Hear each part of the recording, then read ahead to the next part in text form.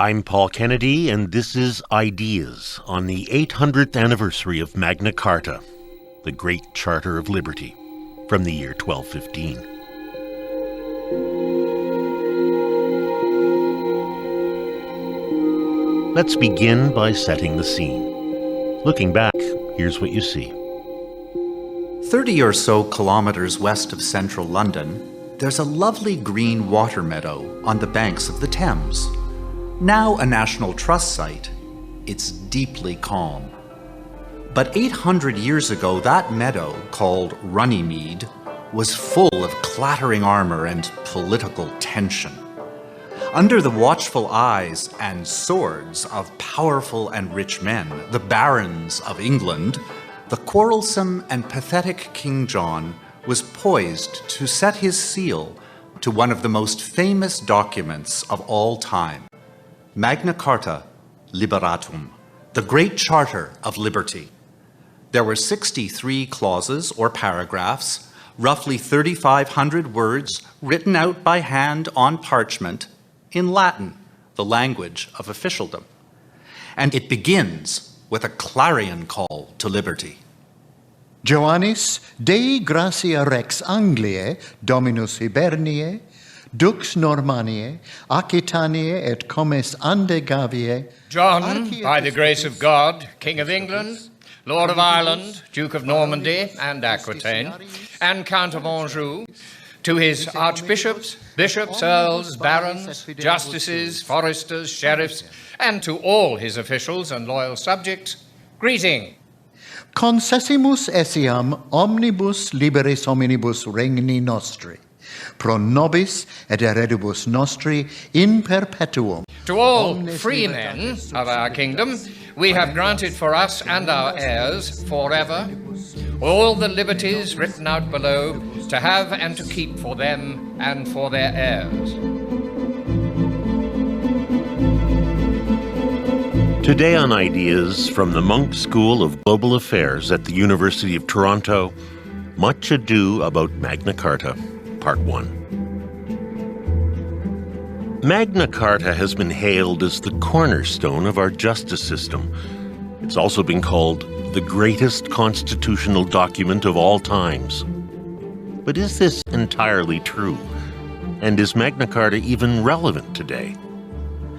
In early May, on 2 separate evenings in front of a live audience at the Munk School, we dug into the history and meaning of Magna Carta, with a lot of help from an all-star panel, including Bob Rae, former Premier of Ontario, former interim leader of the Liberal Party of Canada, lawyer, mediator, and writer. For me, it's the basic principle of be you never so high, the law is always above you. And that, to me, is what this is all about. The law applies to absolutely everybody, including the sovereign. From the University of Ottawa, Nathalie Desrosiers, Dean of the Faculty of Law, Common Law Section. Well, for me, it's the limits on arbitrariness. We want to acknowledge and give life to the symbol of there's limits to arbitrariness, there's limits to any power. From Georgetown University Law Center in Washington, D.C., David Cole, legal scholar, author, and commentator. Well, I'm a lawyer and a law professor, and without the Magna Carta, I'm not sure what I'd be doing today. And Stephen Toop, director of the Munk School of Global Affairs and the moderator on our panel. For me, it's a symbol more than an historical artifact, and it's a symbol of a stand against tyranny.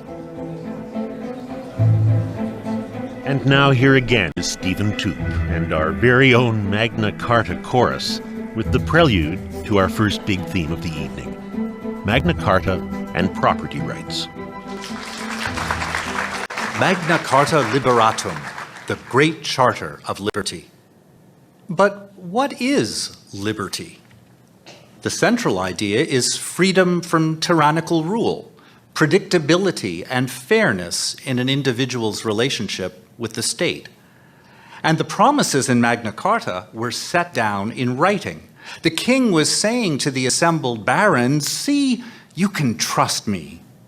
An original copy of Magna Carta, by the way, is touring Canada this year.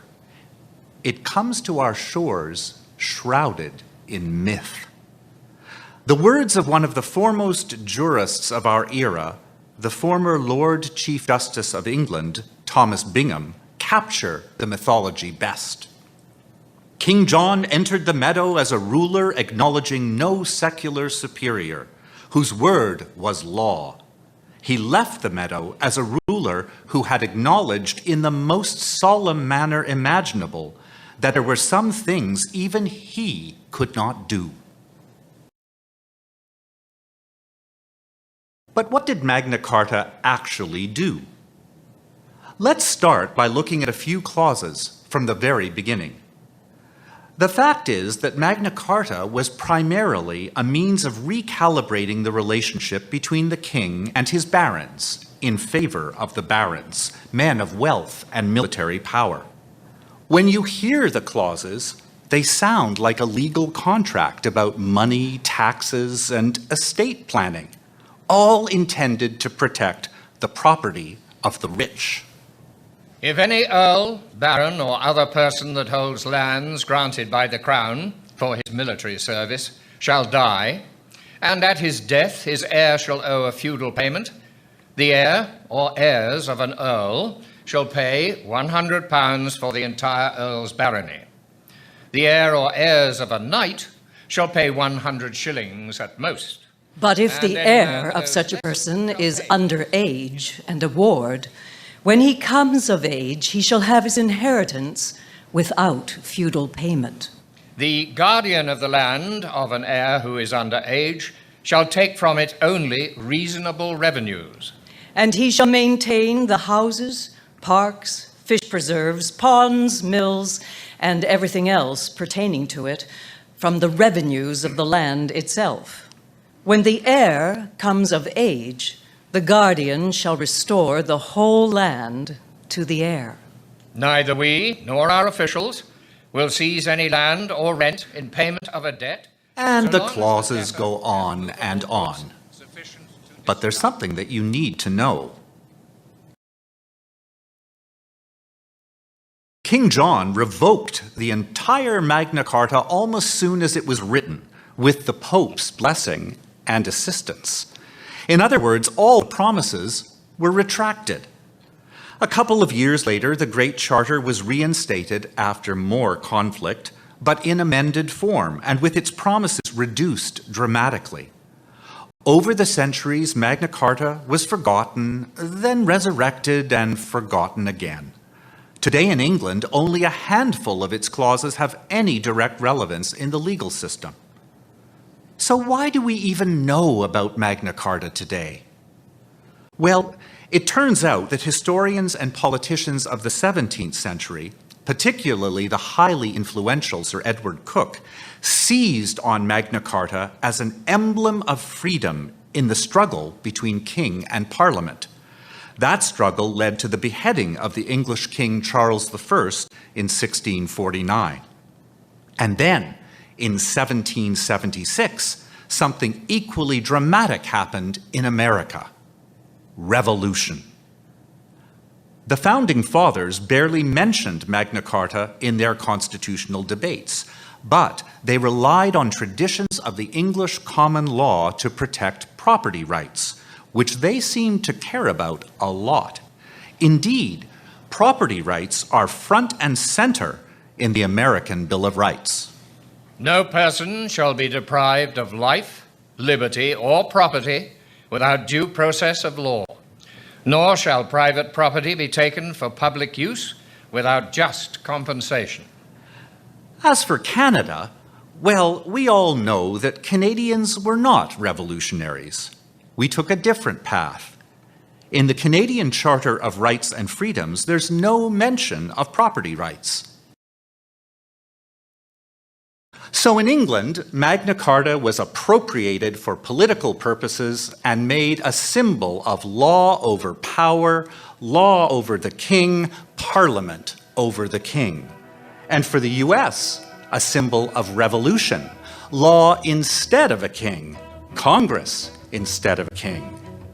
But it was all rooted in property rights, the rights of the rich and already powerful.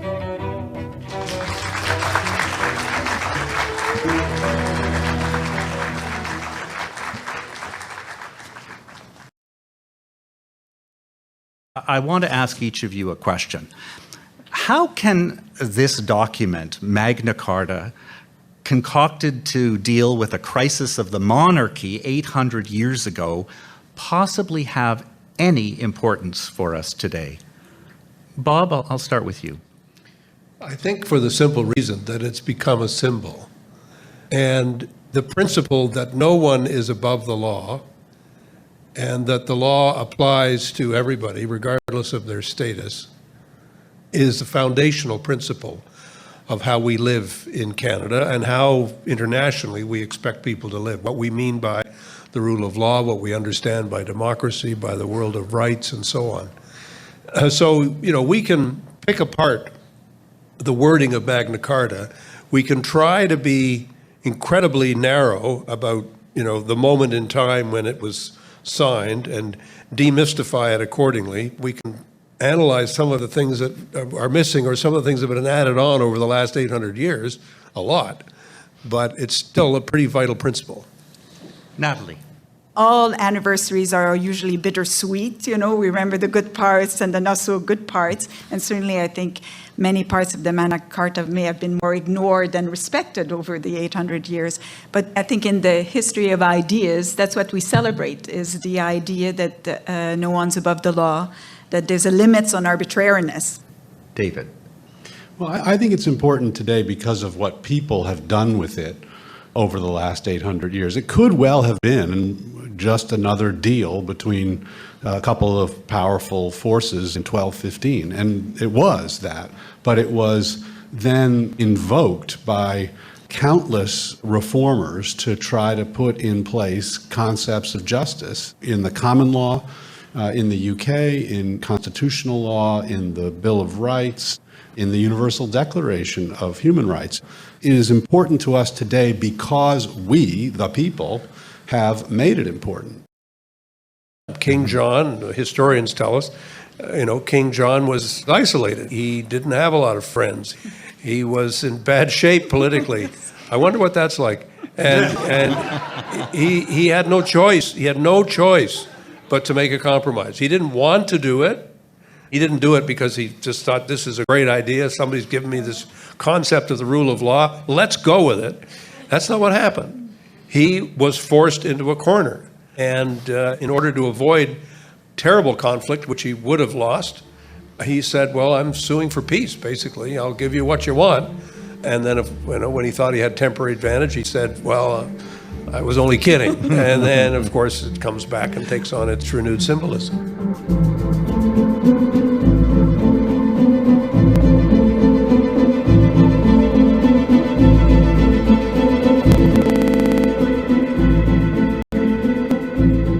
You're listening to Ideas across Canada on CBC Radio 1, in North America on Sirius XM, and around the world on cbc.ca.